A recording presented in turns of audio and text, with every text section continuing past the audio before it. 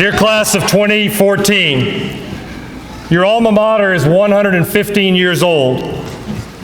By the standards of American high schools, fairly old indeed. But viewed from a longer historical perspective of Jesuit education, not so ancient. In fact, pretty modern, only about 5 human generations. Father Brew recently reminded me that his grandfather was born in 1899, the same year that the Jesuit fathers began to educate the young men of Tampa down on Florida Avenue. The modern period in which Jesuit high school was founded, developed, and has grown to maturity has been an era in which the individual self has been much glorified. Self-esteem, self-discovery, self-actualization, self-determination, and self-love. These are almost mantra-like watchwords of 20th century psychology and modern education.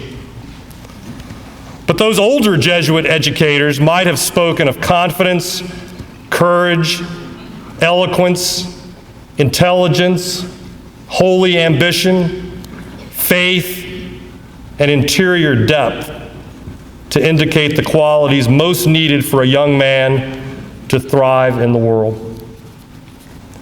In fact, doesn't the modern preoccupation with self fly in the very face of the very ethos of Jesuit education? You've learned again and again at Jesuit, by word and example, about the importance of living not for self, but for others. The ideal of becoming a man for others, which is nothing less than the imitation of Christ, could be called the heart of Jesuit education.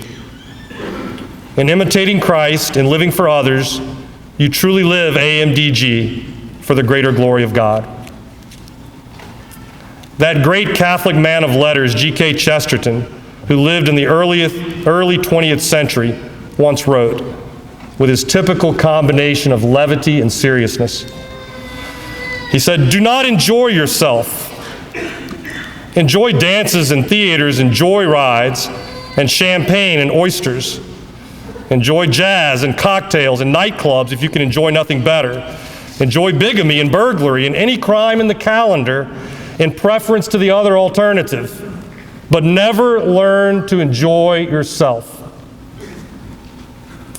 While he was not Jesuit educated and certainly never heard of the phrase man for others, Chesterton knew that the modern turn to the self, the relentless focus on self-needs, was the surest path to personal disaster.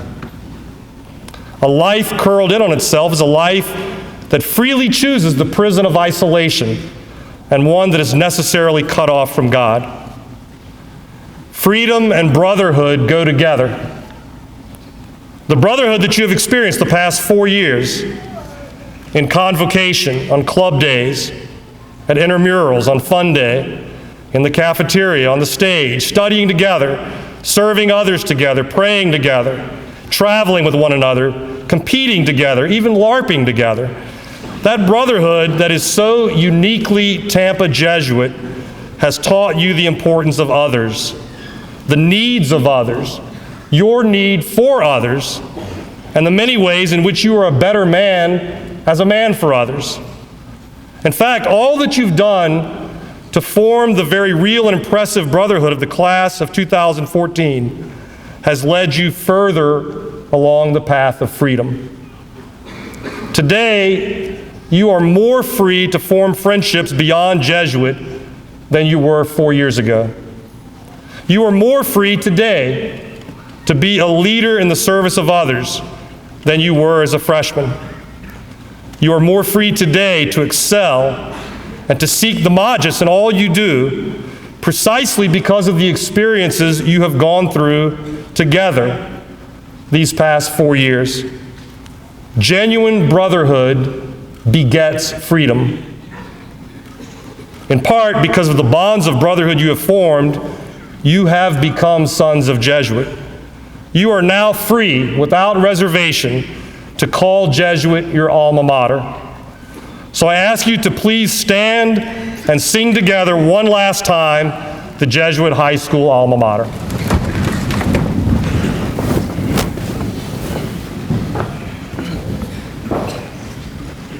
freedom and brotherhood, service and friendship. Dear Mother, help us to cherish your dreams. Lead us to seek truth and form us into your sons. Jesuit, implant in us all God's love.